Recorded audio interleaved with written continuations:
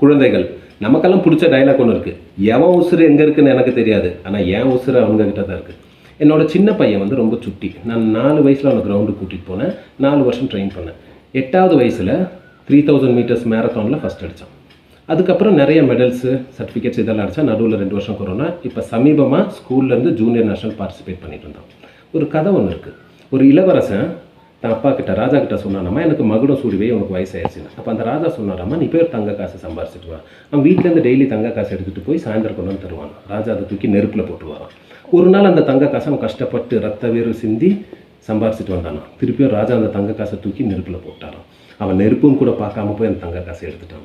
இப்போ ராஜா சொன்னாரா, நாளைக்கு நீ மகுட சூட ரெடி ஆகிக்கன்னு சொல்லிட்டாரான்.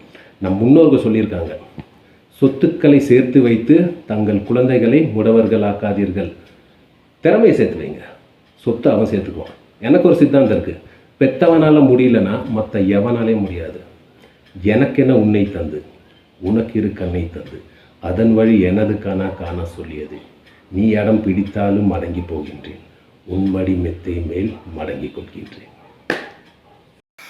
எனக்கென உன்னை தந்த உனக்கு இரு கண்ணை தந்த அதன் வழி எனது காண சொல்லியதே.